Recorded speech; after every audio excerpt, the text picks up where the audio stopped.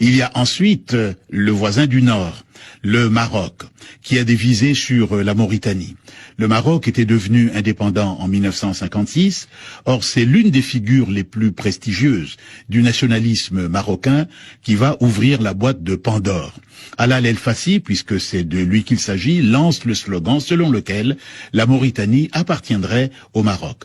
Voici la réponse de Mokhtar Ould Daddah. C'est une interview de Jean Lacouture le 8 septembre 1960.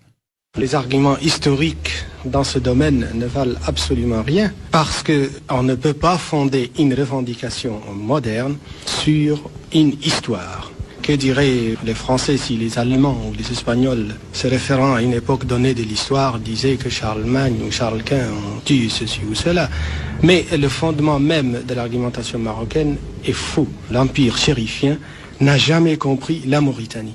Que la prière fut faite au nom du sultan à Tombouctou, je ne nie pas cette vérité historique, mais en ce qui concerne la Mauritanie, la prière au nom du sultan n'a jamais été faite ni à Ouadane, ni à Chenguiti, ni à Attar, ni à Tidjikja, ni à Tichit, ni même à Walata, qui sont des anciens Ksours mauritaniens qui étaient à l'époque déjà habités et qui constituaient des villes. Par conséquent, l'argument historique serait plutôt valable pour la Mauritanie, puisque personne de ceux qui se sont intéressés à l'histoire africaine n'ignore l'épopée almoravide. Or, les Almoravides sont d'authentiques Mauritaniens qui sont partis des environs de la rive du Sénégal et particulièrement de la région de notre nouvelle capitale Nouakchott, et qui sont partis donc de la Mauritanie, qui ont traversé les déserts et qui ont fondé Marrakech. Le fait est historique. Donc, si l'on se réfère à l'histoire, c'est la Mauritanie qui doit avoir des revendications sur le Maroc, mais la Mauritanie n'est pas impérialiste et ne veut pas émettre des prétentions dans ce sens. Et l'argument linguistique n'a absolument non plus aucune valeur. Moi, je vous parle en français. Je peux dire à la rigueur que je suis de culture française. Je ne suis pas français pour autant.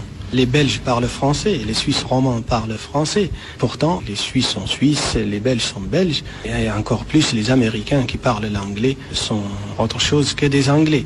Et pour prendre des exemples arabes, pourquoi cet argument qui serait valable uniquement à l'encontre de la Mauritanie ne l'aurait pas été à l'encontre de l'Algérie, de la Tunisie, ou de la République arabe unie, ou de l'Irak? Tous les pays arabes parlent la même langue, appartiennent à une même civilisation et très souvent à une même ethnie, mais chaque État arabe garde jalousement son indépendance. Certes, nous avons une culture arabe qui fait notre fierté et notre réputation dans tout l'Orient arabe, mais encore une fois, cet Orient arabe a tout le temps connu les gens de Chenguit, différents des gens de Marrakech.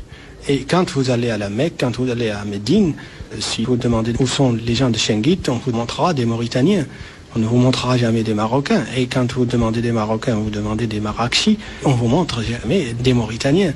Rien que ce fait de deux noms de deux villes très différentes pour désigner les deux populations prouve que malgré la similitude de langue, malgré l'appartenance à une même race, à une même religion, à une même culture, nous sommes très différents des Marocains.